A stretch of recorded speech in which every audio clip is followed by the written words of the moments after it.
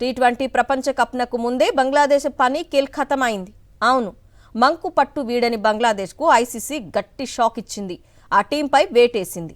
దీంతో ఆట పరంగానే కాదు, ఆర్థికంగానూ ఆ దేశ బోర్డుకు భారీ నష్టం వాటిల్లింది. టీ20 వరల్డ్ కప్ లో భాగంగా తమ మ్యాచ్లను భారత్లో ఆడేందుకు నిరాకరించిన బంగ్లాదేశ్పై అంతర్జాతీయ క్రికెట్ మండలి చర్య తీసుకుంది. బంగ్లా టీంను వరల్డ్ కప్ నుంచి తప్పిస్తున్నట్టు అధికారికంగా ప్రకటించింది.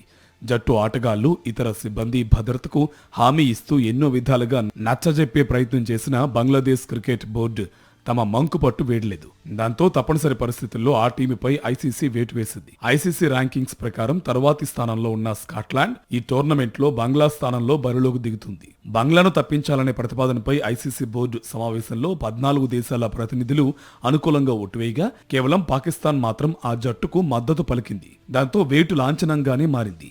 బంగ్లా టీంను వరల్డ్ కప్ నుంచి తొలగిస్తూ తాము తీసుకున్న నిర్ణయాన్ని ఐసీసీ పీసీబీకి తెలియజేసింది. ఐసీసీలోని ఇతర సభ్య దేశాలు కూడా ఈ సమాచారం అందించింది. టోర్నీకి దూరం కావడం బంగ్లా బోర్డుపై ఆర్థిక పరంగా కూడా తీవ్ర ప్రభావం చూపించనుంది.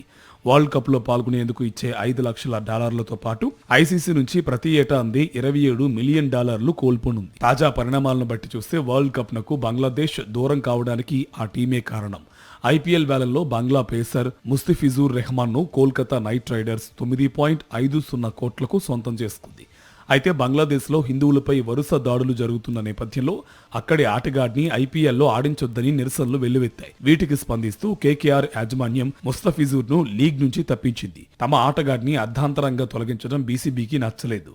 దీనిని ఆ దేశ బోర్డు ఒక రకమైన అవమానంగా భావించింది.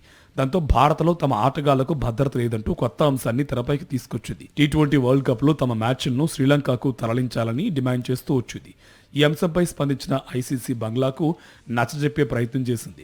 టోర్నీకి చాలా తక్కువ సమయం ఉండడంతో ఇప్పుడు షెడ్యూల్ మార్పు సాధ్యం కాదని స్పష్టం చేసింది.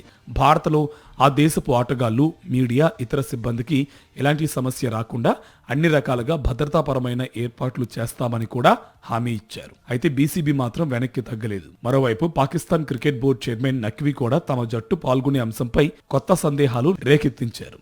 పాకిస్తాన్ ప్రభుత్వం తీసుకునే నిర్ణయంపైనే మేం వరల్డ్ కప్ లో ఆడటం ఆధారపడి ఉంటుందన్నారు. తమ ప్రధాని ప్రస్తుతం దేశంలో లేరని, ఆయన తిరిగొచ్చాకే దీనిపై తుది నిర్ణయం తీసుకుంటామన్నారు. ఓవరాల్ గా మంకుపట్టు పట్టిన బంగ్లాకు ఐసీసీ గట్టి షాక్ ఇచ్చింది.